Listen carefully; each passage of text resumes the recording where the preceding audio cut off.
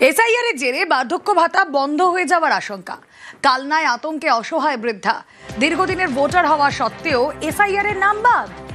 15 থেকে 20 বছর ধরে কালনার শ্যামগঞ্জের ভোটার বৃদ্ধা। পরিবারের সকলের ফর্ম এলেও নাম বাদ বৃদ্ধার।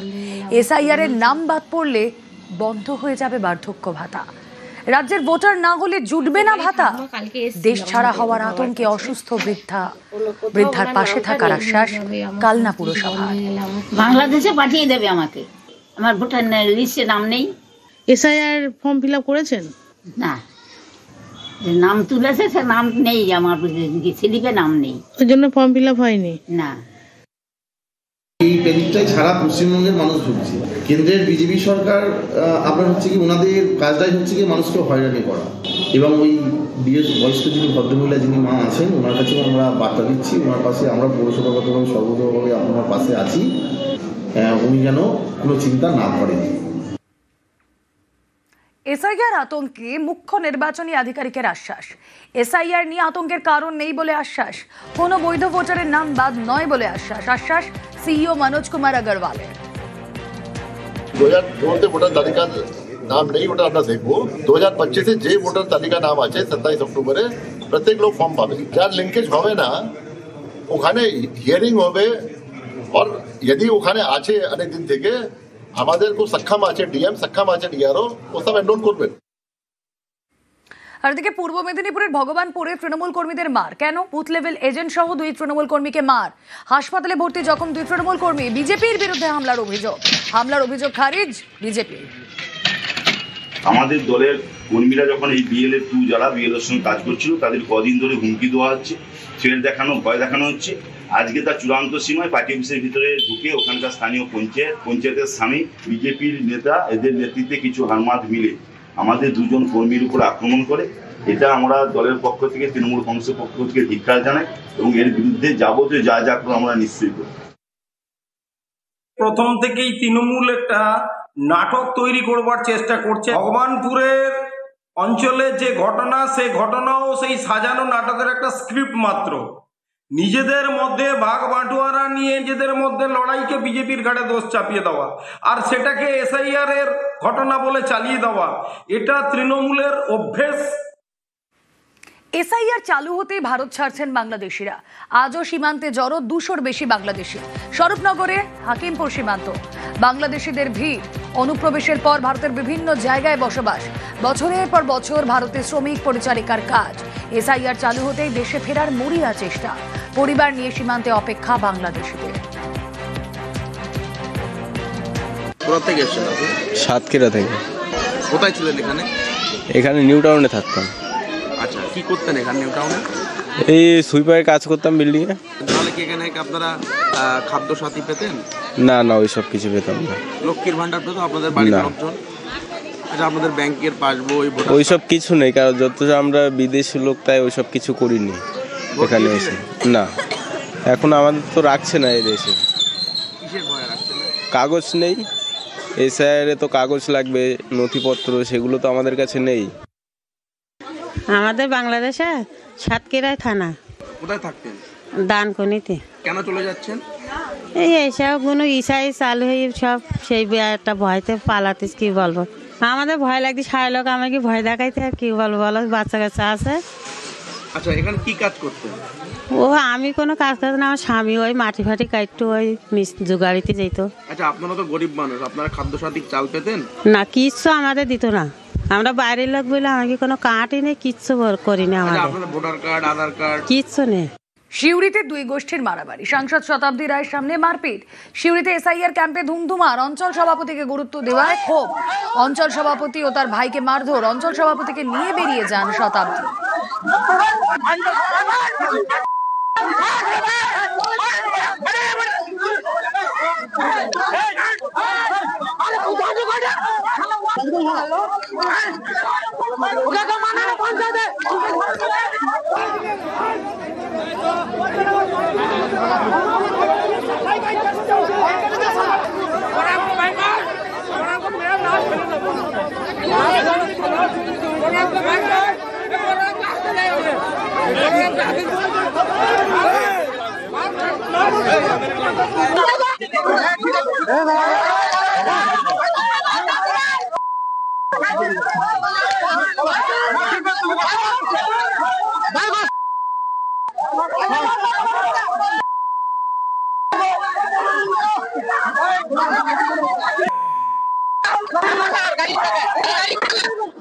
সিউড়িতে দুই গোষ্ঠীর ব্যাপক মারামারি, তাও আবার সাংসদ শতাব্দী রায়ের সামনে। দুই গোষ্ঠীর হাতাহাতি। এসআইআর ক্যাম্প চলাকালীন এই হাতাহাতির ঘটনা। সিউড়িতে এসআইআর ক্যাম্পে ধুন্ধুমার। অঞ্চল সভাপতিকে নিয়ে বেরিয়ে যান সাংসদ। অঞ্চল সভাপতিকে গুরুত্ব দেওয়া এই ক্ষোভ। সাংসদ শতাব্দী রায়ের সামনেই মারপিট।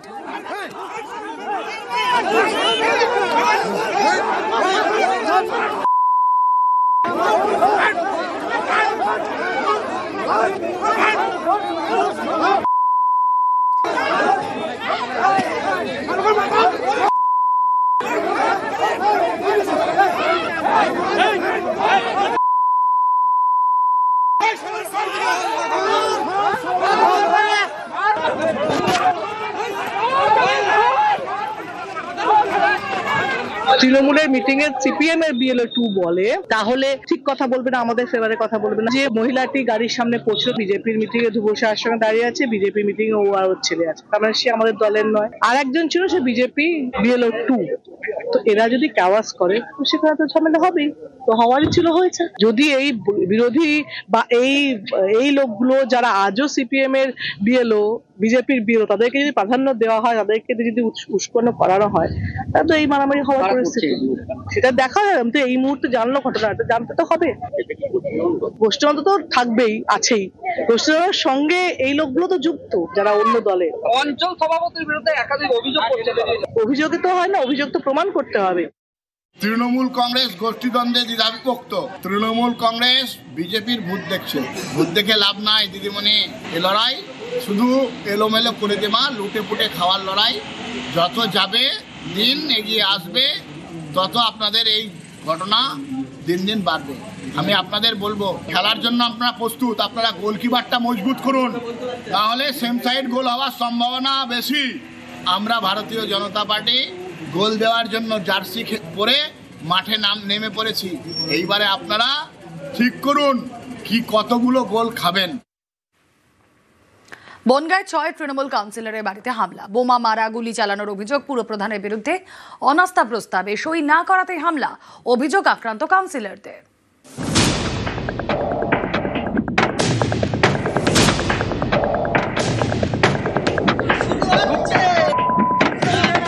বুধবার রাতে বনগাঁয় পরপর 6 তৃণমূল কাউন্সিলরের বাড়িতে হামলা, এলোপাথারি ইট ভাঙচুর, বোমা মারা এবং গুলি চালানোর অভিযোগ।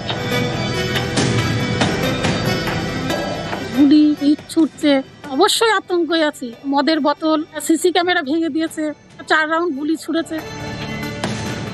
আমার বাড়িতেও হামলা হয়েছে এবং অজস্র বাইরের ছেলে এসছে, সব মুখে কাপড় বাঁধা। এখনো জানতে পারিনি কি কারণে হামলা।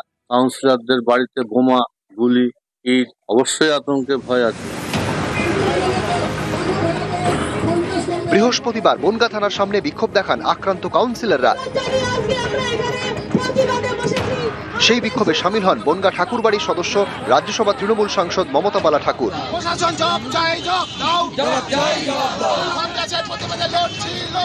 এই হামলাকে সাধারণ দুষ্কৃতী হামলা হিসেবে দেখতে নারাজ আক্রান্ত তৃণমূল কাউন্সিলররা। তাঁদের বক্তব্য, বুধবার বনগাঁর পুরপ্রধান গোপাল শেঠের বিরুদ্ধে অনাস্থা প্রস্তাব আনা হয়। যে 6 জন কাউন্সিলর সেই প্রস্তাবে সই করেননি, তাঁদের বাড়িতেই হামলা চালানো হয়েছে।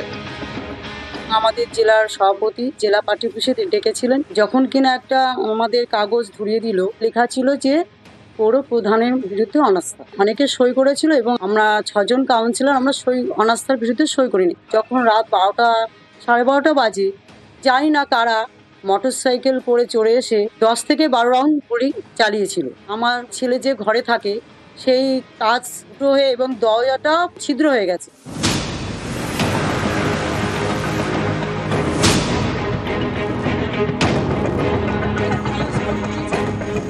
কাকিমা ফোন করে বৌমা বোম পড়েছে, আবার 10 মিনিট পরে কাকিমা ফোন করে বললো পরপর আরো 2টো পড়েছে। কেন হলো বলতে আমাদেরকে অনাস্থা প্রস্তাবের জন্য বলা হয়েছিল চেয়ারম্যানের বিরুদ্ধে, তো আমরা অনাস্থা পেপারে সই করিনি, হয়তো তারই পরিপ্রেক্ষিতে হয়তো বোমটা ফেলেছে আমাদের বাড়িতে। দুষ্কৃতীরা যদি মনে করে যে বোম ফেলে বন্দুক দেখিয়ে বসিয়ে রাখবে ঘরে, কিন্তু সেটা পারবে না।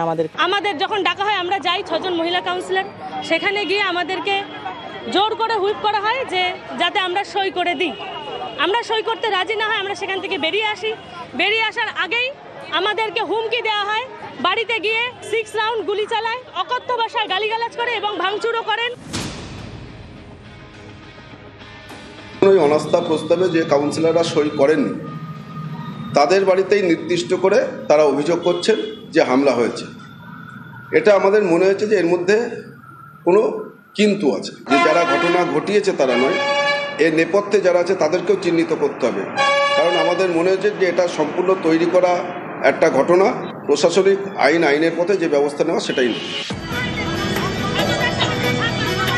26শে বিধানসভা ভোটের আগে 40টি পুরসভার নেতৃত্ব বদলে নজর দিয়েছে তৃণমূল।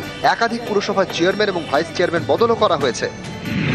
8ই নভেম্বর তৃণমূলের বনগাঁর জেলা সভাপতি বিশ্বজিৎ দাস সাংবাদিক বৈঠক করে গোপাল শেঠকে 15ই নভেম্বর পর্যন্ত সময় দেন। তার মধ্যে পুরপ্রধান পদ ছেড়ে দিতে বলা হয় গোপাল শেঠকে। 14ই নভেম্বর 21 নম্বর ওয়ার্ডের কাউন্সিলরকে অস্থায়ী দায়িত্ব দিয়ে গোপাল শেঠ জানান তিনি অসুস্থ। তারপর থেকে হাসপাতালে ভর্তি গোপাল শেঠ। বুধবার বনগাঁ পুরসভার 22 জন কাউন্সিলরের মধ্যে 15 জনকে নিয়ে বৈঠক করেন বিশ্বজিৎ দাস। গোপাল শেঠের বিরুদ্ধে অনাস্থা প্রস্তাবে তাদের সই করতে বলা হয়। 6 কাউন্সিলর সই না করে বৈঠক থেকে বেরিয়ে যান। বাকি 9 কাউন্সিলরের সই নিয়েই অনাস্থা প্রস্তাব পেশ হয়। যে 6 কাউন্সিলর পুরপ্রধানের বিরুদ্ধে আনা অনাস্থায় সই দেননি, বুধবার রাতে তাঁদের বাড়িতেই হামলা। বনগাঁ থেকে অনিরুদ্ধ কীর্তনিয়া, নিউজ 18 বাংলা। পদ যেতেই নেতার গোসা, দলের ব্লক অফিসের ফার্নিচার নিয়ে গেলেন বাড়িতে। পদ যেতেই অভিমানী প্রাক্তন ব্লক সভাপতি। কুমারগ্রামের পার্টি অফিসে বেনজির ঘটনা। আসবাব তার ব্যক্তিগত বলে দাবি বিদায়ী সভাপতি।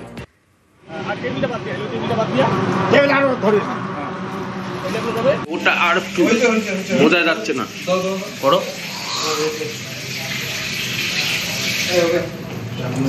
দলে নতুন দায়িত্বে আসবে, নতুন মুখ আসবে, তারা দল পরিচালনা করবে স্বাভাবিকভাবে।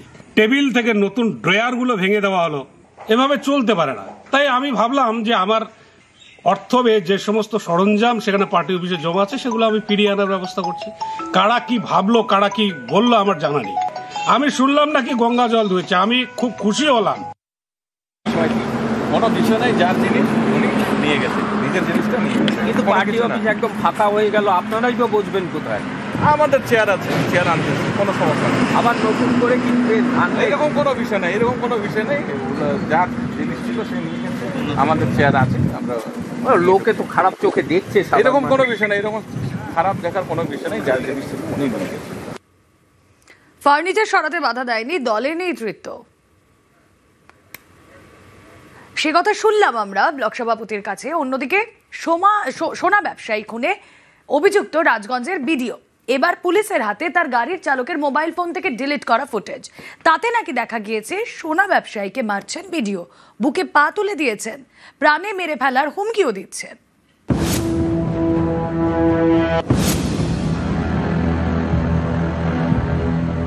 স্বপন কামিল্লা, সল্টলেকের দত্তাবাদের সোনার দোকান। গত 30শে অক্টোবর নিউ টাউনের যাত্রাগাছি থেকে তার ক্ষতবিক্ষত দেহ উদ্ধার হয়। জলপাইগুড়ির রাজগঞ্জের বিডিও প্রশান্ত বর্মনের বিরুদ্ধে খুনের অভিযোগ দায়ের করে নিহতের পরিবার, যার ভিত্তিতে এফআইআর হয়। এই ঘটনায় আগেই বিডিওর গাড়ি চালক রাজু ঢালিকে গ্রেপ্তার করেছে পুলিশ। তদন্তকারীদের দাবি রাজুর মোবাইল ফোন থেকে মিলেছে ডিলিট করে দেওয়া বিস্ফোরক। সেই ফুটেজে নাকি দেখা গিয়েছে সোনা ব্যবসায়ী স্বপন কামিল্লার বুকে পা তুলে মারছেন রাজগঞ্জের বিডিও প্রশান্ত বর্মন, প্রাণে মেরে ফেলার হুমকি দিচ্ছেন। রাজবংশী ভাষায় বলছেন, আমি বুঝে নেব। বিডিওর পরনে কালো গেঞ্জি এবং হাফ প্যান্ট। বিডিও প্রশান্ত বর্মনের গাড়ির চালক রাজু ঢালিকে জেরা করে তদন্তকারীরা জানতে পেরেছেন রাজগঞ্জের বিডিও রাজুকে নির্দেশ দেন মোবাইল ফোন থেকে সব ভিডিও ডিলিট করে দিতে, কিন্তু একটা ভিডিও রেখে দিয়েছিলেন রাজু। সেই ভিডিও আগেই বাজেয়াপ্ত করেন তদন্তকারীরা। তাতে নাকি দেখা গিয়েছে সোনা ব্যবসায়ীকে মারধর করছেন বিডিও প্রশান্ত বর্মন, মারধর করছেন আরো বেশ কয়েকজন। মারতে মারতে ক্লান্ত হয়ে পড়েন প্রশান্ত বর্মন। তখন বাকিদের নির্দেশ দেন মারধর চালিয়ে যেতে। বলেন মারা গেলে তিনি বুঝে নেবেন।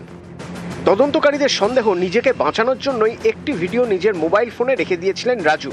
এবার তার মোবাইল ফোন থেকে উদ্ধার হলো ডিলিট করে দেওয়া ভিডিও ফুটেজ, যে ভিডিওয়ে নাকি দেখা গিয়েছে সোনা ব্যবসায়ীর বুকে পা তুলে মারছেন ভিডিও প্রশান্ত বর্মন। গত 30শে অক্টোবর নিউটাউনের যাত্রাগাছি থেকে সোনা ব্যবসায়ী স্বপন কামিল্লার ক্ষতবিক্ষত দেহ উদ্ধার হয়। এই ঘটনায় ইতিমধ্যেই বেশ কয়েকজনকে গ্রেপ্তার করা হয়েছে। পুলিশের জালে ভিডিওর গাড়ি চালক রাজু ঢালি, ভিডিও ঘনিষ্ঠ বলে পরিচিত ঠিকাদার তুফান থাপা, কোচবিহার 2 নম্বর ব্লকের তৃণমূল সভাপতি সজল সরকার এবং সজলের গাড়ির চালক বিবেকানন্দ সরকার। বুধবার গভীর রাতে এই 4 জনকে নিয়ে খুনের ঘটনার পুনর্নির্মাণ করে পুলিশ। যে কায়দায় একেবারে স্বর্ণ ব্যবসায়ীকে অপহরণ করা হয়েছিল, ঠিক একই কায়দায় অভিযুক্তদের সঙ্গে নিয়ে কিভাবে সেদিনকে অপহরণ করে এবি ব্লকের ফ্ল্যাটে নিয়ে যাওয়া হয়েছিল এবং সেখান থেকে কিভাবে দেহ লোপাট করা হয়েছিল, অভিযুক্তদের সঙ্গে নিয়ে বুধবার রাতে এই ঘটনার পুনর্নির্মাণ করল বিধাননগর গোয়েন্দা শাখার পুলিশ। সোনা ব্যবসায়ী খুনের তদন্তের জাল একটু একটু করে গুটিয়ে আনছে পুলিশ। অনেকেই মনে করছেন এতে চাপে রাজগঞ্জের ভিডিও গ্রেপ্তার হতে পারেন এই আশঙ্কায়, তাই আগাম জামিনের আবেদন জানিয়েছেন তিনি। বারাসাত জেলা দায়রা আদালতে 26শে নভেম্বর শুনানির সম্ভাবনা। অনুপ চক্রবর্তী, নিউজ 18 বাংলা।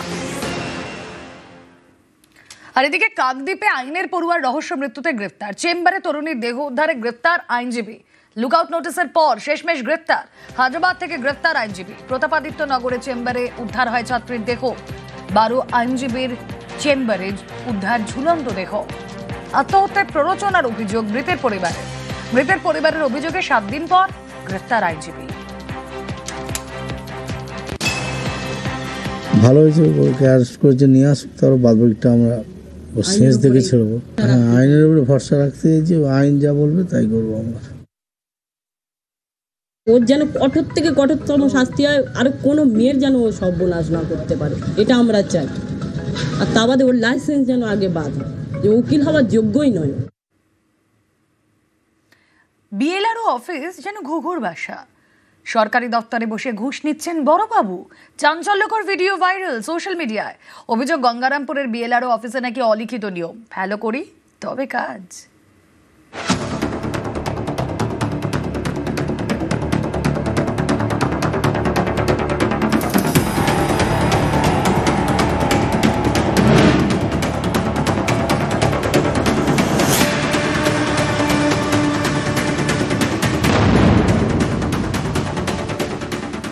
জানতাম যে বিএলআরও অফিস ঘুঘুর বাসা, শুধু প্রমাণের অভাব দেখা যাচ্ছিল না, অনেক বড় বড় আধিকারিকও এর সঙ্গে অবশ্যই যুক্ত আছে। ওই বিএলআরও অফিসে প্রত্যেকটা কেস পিছু যা শুনতে পাচ্ছি আর কি কমিশন না হয়, সেগুলো অনেক কারো কাছে যায়। দক্ষিণ দিনাজপুরের গঙ্গারামপুর, এখানকার বিএলআরও অফিসে ঘুষ না দিলে নাকি কোনো কাজই হয় না, অভিযোগ স্থানীয়দের। এরই মাঝে একটি ভিডিও ভাইরাল। সেখানে সরকারি অফিসারকে ঘুষ নিতে দেখা যাচ্ছে বলে দাবি। এর সত্যতা যাচাই করেনি নিউজ 18 বাংলা।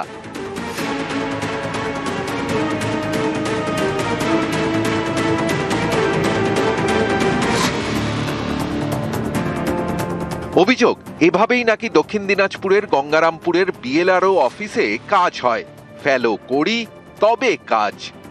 অভিযোগ, ভাইরাল ভিডিওয় যাকে টাকা নিতে দেখা গিয়েছে তিনি বিএলআরও অফিসের বড়বাবু অখিল পাল। ঘুষ ছাড়া কোনো কাজ নাই, একটা কাগজ করতে গেলে ঘুষ নেয়, কাগজ নিতে গেলে ঘুষ নেয়, এরা কি ব্যাপার? অখিল পাল গঙ্গারামপুর বিএলআরও অফিসের ক্যাশিয়ার। ভাইরাল ভিডিওকে সামনে রেখে তার বিরুদ্ধেই অফিসে বসে ঘুষ নেওয়ার অভিযোগ। জানতাম যে বিএলআরও অফিস ঘুঘুর বাসা, শুধু প্রমাণের অভাব দেখা যাচ্ছিল না, অনেক বড় বড় আধিকারিকও এর সঙ্গে অবশ্যই যুক্ত আছে। ওই বিএলআরও অফিসে প্রত্যেকটা কেস পিছু যা শুনতে পাচ্ছি আর কি কমিশন না হয়, সেগুলো অনেক কারো কাছে যায়।